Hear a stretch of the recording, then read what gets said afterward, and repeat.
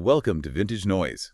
Today we're really digging into a vehicle that was, well, a complete anomaly in American automotive history. Oh, absolutely. I mean, this was a car that was either lauded as this incredible engineering triumph or condemned as a total death trap. The Chevrolet Corvair from 1960 through 1969.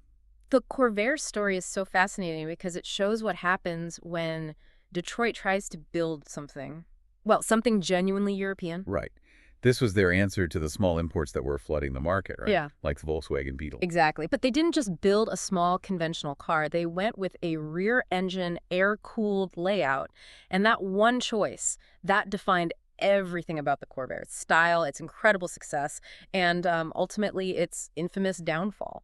So our mission today is to really get past the myths. We're going to unpack the two very different generations of the Corvair and try to understand why a car that was once called a design masterpiece became, almost overnight synonymous with these huge safety scandals. It's just a perfect example of a high-stakes corporate gamble.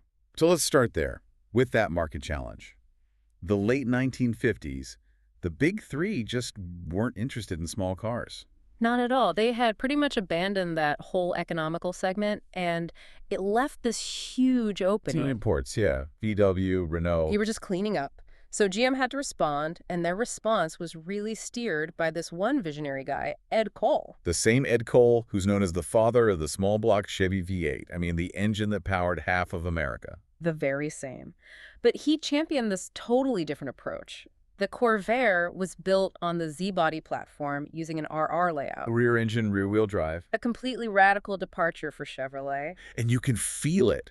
When you look under the hood, or I guess the trunk lid of a Corvair, the front end is so light. Right. It's no wonder people joke that it was powered by unobtainium, because there's just no motor up there. And that engine placement really determined the whole driving experience. With the drivetrain in the back, there was no transmission tunnel. So you get that flat floor. A completely flat passenger floor, a super low silhouette. And because it was lighter, the engineers could avoid using expensive power steering or power brakes. It kept the cost down. And the whole identity of the car was tied to that engine, the air-cooled flat six. They call it the Turbo Air 6. Yep. And what made it so unique for an American car was just the sheer amount of aluminum they used. Absolutely. We're talking about 92 pounds of aluminum in the engine alone. The crankcase, the heads, clutch housing, all of it. Wow.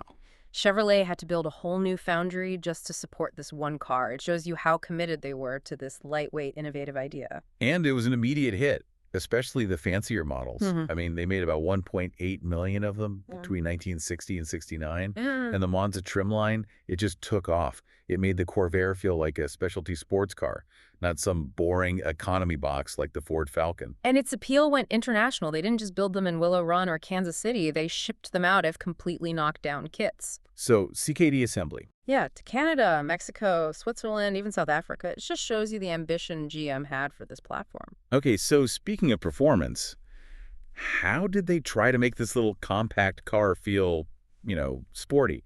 The first flat six engine was pretty modest, wasn't it? It was. Back in 1960, it was 140 cubic inches, so about 2.3 liters. Made only 80 horsepower. That's not much. Not by Detroit standards. By 64, they'd stretched it to about 2.7 liters, but still, you were running two little one-barrel carburetors. It was tame. And this is where we get to one of the Corvair's, real claims to fame. The turbo. The turbo.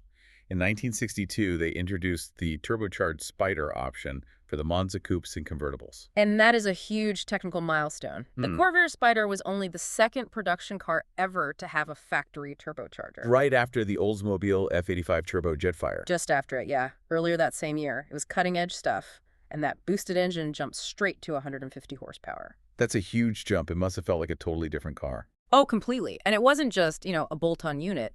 To handle that boost, the turbo engines got all these heavy-duty parts. Like what?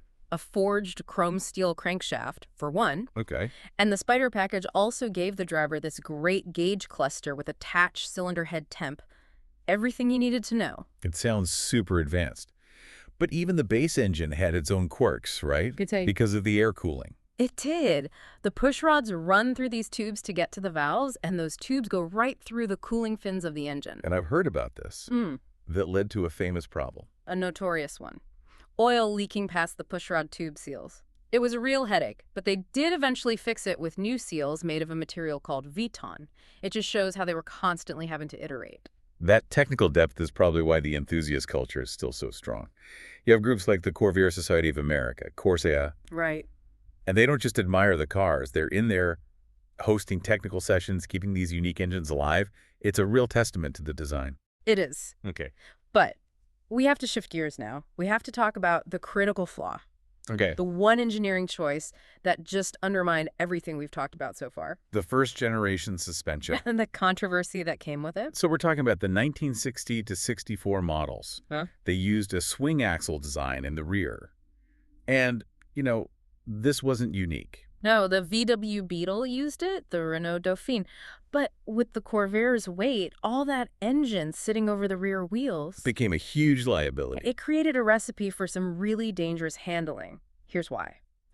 A swing axle allows the rear tires to go through these huge camber angle changes when you're cornering hard. So the wheel actually tucks under the car. Exactly. The inside rear wheel lifts and tucks way under the car. Yeah. Engineers called it wheel jacking. And that sounds terrifying because you're instantly losing your contact patch with the road. You've got it. That sudden loss of grip in the back causes this rapid, severe oversteer. You can lose control completely, especially if you're an inexperienced driver who lifts off the gas mid-corner.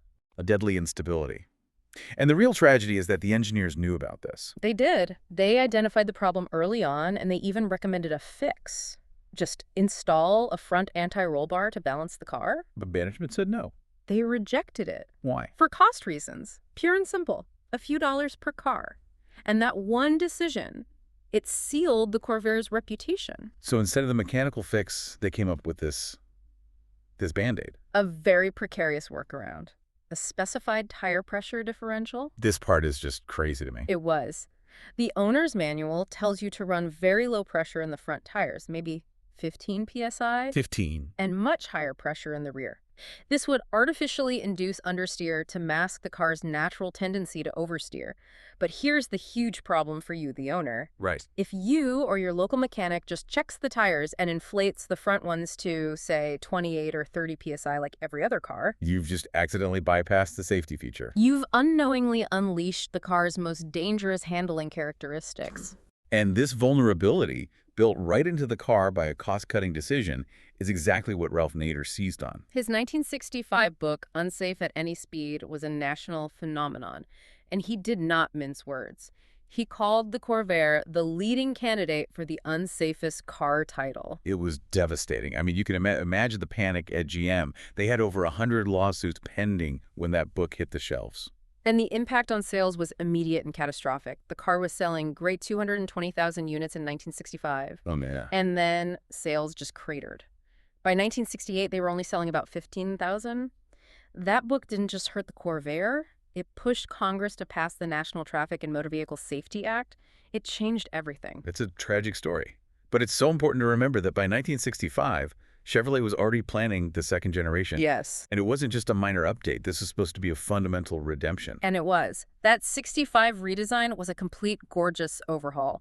The second-gen model, 65 to 69, they didn't just get a stunning new body. They solved the handling problem. Right. With world-class engineering. They completely threw out the swing axle. Finally.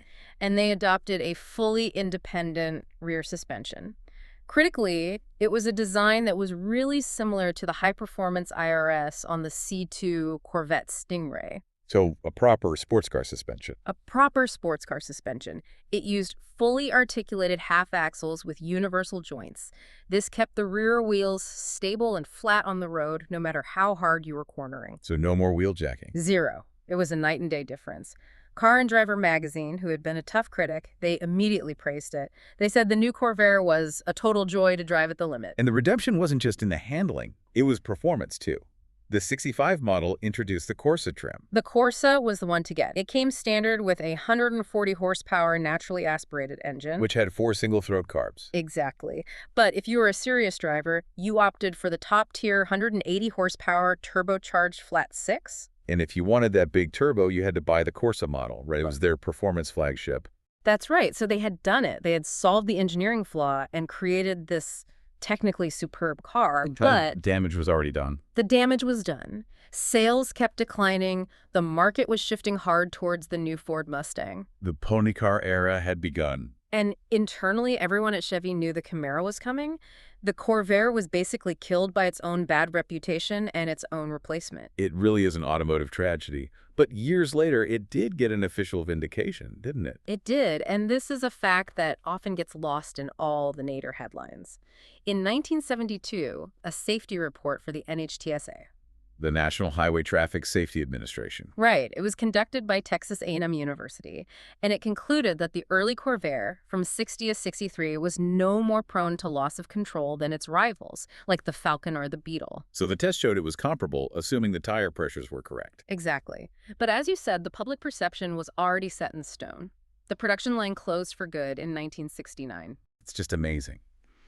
But the spirit of the car, it really does live on, not just with enthusiasts, but in the wild concepts it inspired. It was such a unique platform. They did some incredible things with it. The most famous is probably the mid-engined Monza GT concept, a beautiful, exotic-looking car. Looked nothing like a Chevy. Nothing at all. They also did the short-wheelbase Corvair Super Spider and even weirder stuff like amphibious trucks called the Corphibian. Wow. And that flat six engine was so respected for its durability that it was adapted for use in light aircraft.